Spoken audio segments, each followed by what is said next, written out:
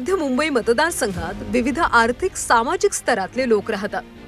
एकीकडे बीकेसी सारखं आर्थिक केंद्र, परदेशी कंपन्या आणि बँकांच्या कार्यालयाचं स्थान, तर दुसरीकडे झोपडपट्टी.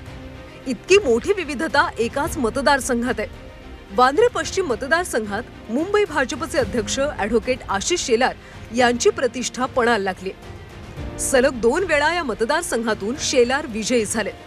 यावेळी शेलार हॅट्रिक साधणार का, याकडे सर्वांचं लक्ष आहे. एकीकडे उच्चभ्रू आणि दुसरीकडे निम्न मध्यमवर्गीय मतदार असलेला हा मतदारसंघ एकेकाळी काँग्रेसचा गड मानला जात होता.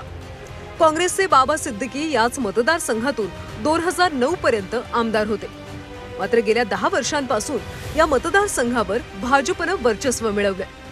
या लढाईत भाजपचं पारडं जड असलं तरीही काँग्रेसनं शेलार यांच्या समोर आसिफ झकीर यांना उभं केल्यानं यंदाची निवडणूक चुरशीची होणार आहे. या मतदारसंघात मुस्लिम आणि ख्रिश्चन मतदारांचा कौल कुणाला मिळतो यावर विजयाचं गणित अवलंबून आहे. की काम जो करतो त्याला लोक मतं देतात आणि त्यामुळे मी संपर्कात कामात लोकांच्या बरोबर असल्यामुळे मतं देताना लोक असा विचार करणार नाही.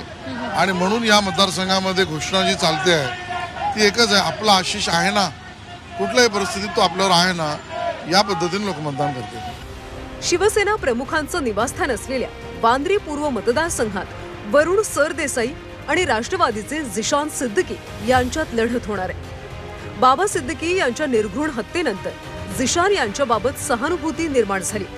त्यामुळे मातोश्रीच्या अंगणात गुलाल उधळण्यासाठी वरुण सरदेसाई यांना अधिकचे प्रयत्न करावे लागणार आहेत. मराठी मध्यम वर्ग तसंच हिंदी भाषिक आणि मुस्लिम मतदारांचंही इथं लक्षणीय प्रमाण आहे.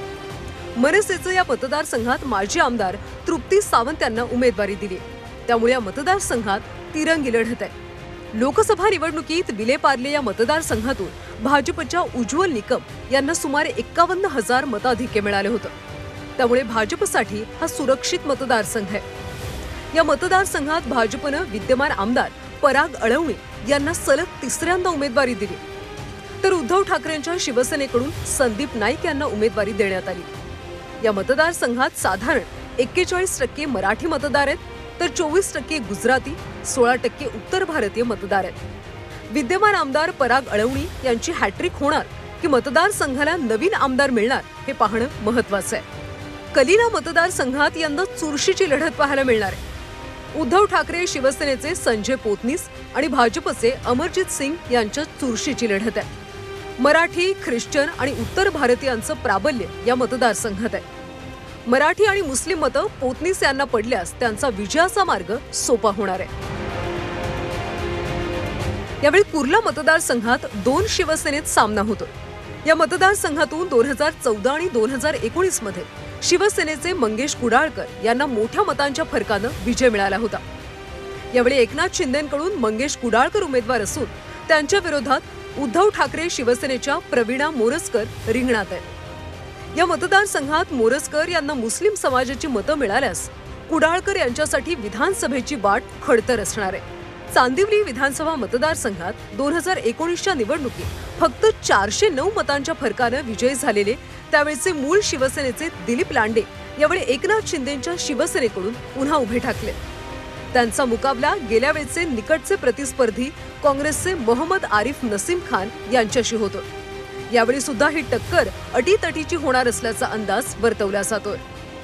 उत्तर मध्य मुंबईमध्ये 6 पैकी 6 विधानसभा मतदारसंघात आम्ही विजयाचा गुलाल उधळणार असा विश्वास भाजपने व्यक्त केलेला आहे.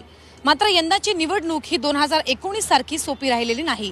त्यामुळे उत्तर मध्य मुंबईमध्ये महाविकास आघाडी आपला करिश्मा दाखवणार की महायुती पुन्हा बाजी मारणार हे पाहणं महत्त्वाचं असणार आहे.